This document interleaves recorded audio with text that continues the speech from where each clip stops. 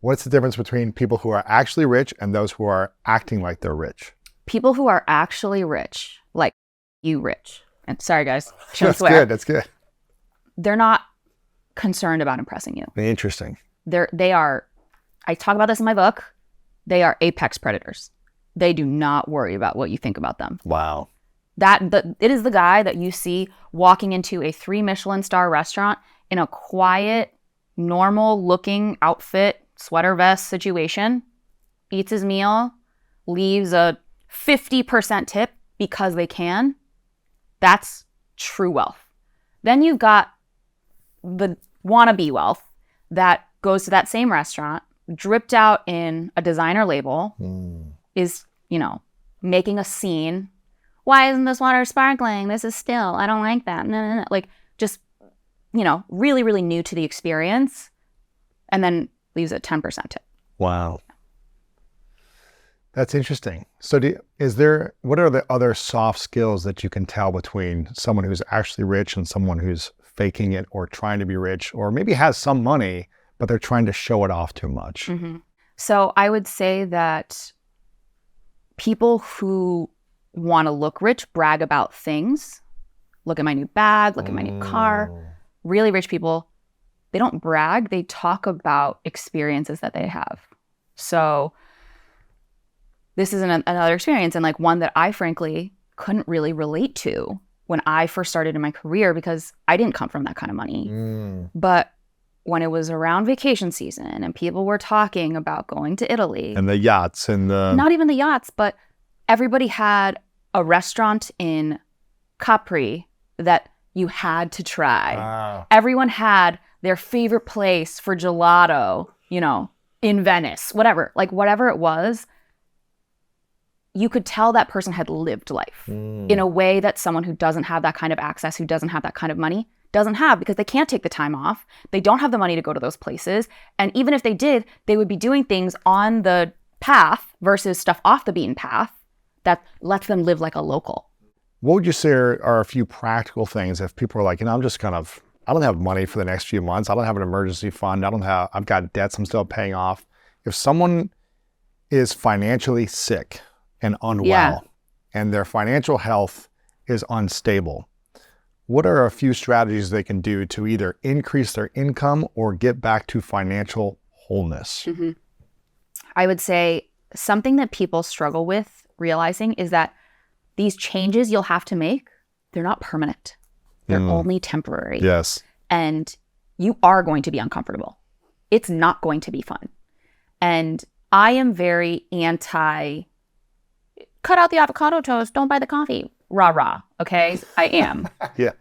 But if you are in truly a dark, dark hole and there's no ladder to crawl out. Cut it out. Like, you literally have to cut it out. Yes. You have to make some temporary changes that are very uncomfortable. Mm-hmm. And to your point, like, we focus so much on cutting out every single little discretionary cost. Do you know how hard it is to cut out $5,000 worth of expenses? Do you know how easy it is to ask for a $5,000 raise? A $5,000 raise happens every single day. Like, that is par for the course. That's not anything special. Cutting out $5,000, do you know how many coffees you have to cut out? You know how many meals you can't go out to? Do you know how many friends you might lose in that process? So again, I think it's really, really important to be asking for that raise. And I mean 10, 15% every single year. Are you going to get it every year? Probably not. But you get 7%, great. You get 8%, great. You got to ask. Yeah. And you got to remind them pretty much for 6 months out of the year that you deserve that raise and that you want money, that you are money motivated. Because if you ask in December when everybody else is asking for money, right, you're at the back of the list, Good back luck. of the line. Yeah. You want to be on top of the pile when your boss starts thinking about who's getting a raise this year. What can someone do who's an employee to be really smart and intentional about getting a raise? Yeah. How can they show their value, their work ethic, that they're getting the results that's going to increase revenue in the business, as opposed to just saying, give me a 20% raise or a 10% raise because I deserve it? Yeah. How do they enroll through actual results as opposed to, I just want a raise. Yeah. Give it to me. Otherwise, I'm not happy. Yeah. So you remember those two guys on Wall Street? You've got the executioners and then you've got the knife and fork guys. Yeah. So on the execution side, make yourself a brag book. So it's a literal folder. A brag book. A brag book, raise receipts, like promo that. pitch, whatever you want to call it. Uh-huh. Just make one. It's a folder in your email. And every time something good happens to you, every time you get a pat on the back from another team member from your company, forward it to that folder. A client says, wow, you did such a great job, whatever, put it in that folder. Anything that good that happens to you, put in that folder. Because that way, when you go and you have to write those really annoying self-assessments, you can go back and literally look through those emails and be like, oh, remember that time I did that one thing and that thing and that thing? And now you have quantifiable results that you can point to. The second piece is the knife and fork piece. There's a study, and it shows that the smartest person is not the one that gets paid the most. Right. They're like second most paid, second or third most really? paid. Yeah. Being smart and being the best employee gets you to a certain point. But the person that is paid the most is the person that is essentially Mr. or Mrs. Congeniality.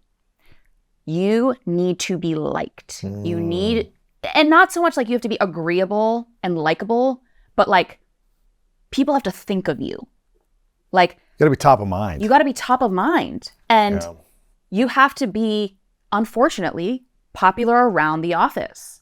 So that happens by not skipping the company happy hour. That happens by joining your stupid rec pickleball league with your boss. Like, you know what I mean? Like, Sure. you have to do those things if you really want that. And I know people listening to this might think like, well, I have kids. I can't do the pickleball league. I can't go to the happy hour. Okay. Ask your boss to go to lunch once every 3 weeks. Make that time. Force that time. Do the water cooler thing. Because it might cause you 15 minutes. It might cost you 15 minutes of your day, and it might cost you that 15 minutes of productivity. I guarantee you, nobody is going to miss that 15 minutes of your work product, but they'll remember when you told that funny joke. They'll remember that story you told about, the one, funny thing that happened that weekend, because that is how people remember you. Yeah. It's not about like, oh, do you remember who closed that amazing deal last quarter? Nobody says that. Right.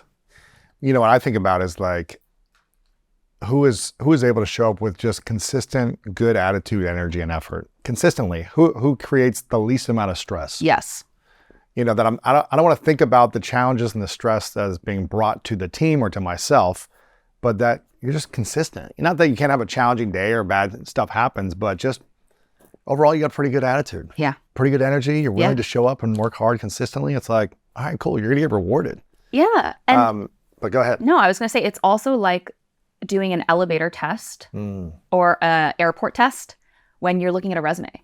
How many times has someone asked you about your past job experience in detail? Frankly, not that many times. You know what everybody beelines to on my resume? What's that? They look at the very bottom and they're like interests, activities. And they're like, oh, that's weird. I see you were a, literally, that's weird. You were a cheerleader in college? And I'm like, yes. And they're like, really? And I'm like, yeah, why? Don't I seem so fun and bubbly? And like, it's the same day that I'm wearing like all black and I look so like depressed. Or they'll look at the bottom of my resume and they're like, interests, mob movies. What's your favorite one? And I'm like, Goodfellas, obviously. And then we get into a 20-minute debate and I waste 20 minutes in our interview. But you only now have 10 minutes to ask me technical questions. And if I ace those 10 minutes of questions instead of 30 minutes, I now look like a genius because every question you asked me, I got right. And then even better, like the fact that you and I now have something in common because you know that Goodfellas is my favorite movie. I know that The Godfather is your favorite movie. So now we're friends. Yeah, you're more likable. Yeah. And it sounds like people hire or they give raises or opportunities to people they like more. Is that what I'm hearing you say? What was the study from? Do you remember this likability study? Can't exactly remember. We'll have to look it up. But it'll literally be like the first Google search. Literally just be like, smartest person doesn't get paid the most. Right. It's been shown time and time again. It's not about being the smartest or the most technical. It's about, you want to have technical skills and be smart. You got to be a B+ student Right. with an A+ personality. Oh, man, and that'll get you farther than being an A+ student with a B+ personality. Interesting. So I think the process of becoming wealthy and becoming rich and having money, it's available to anyone. But the trajectory and the timeline is very, very different. Interesting. Where you start. So proximity alone isn't enough, is what I'm hearing you say, because you could have the grades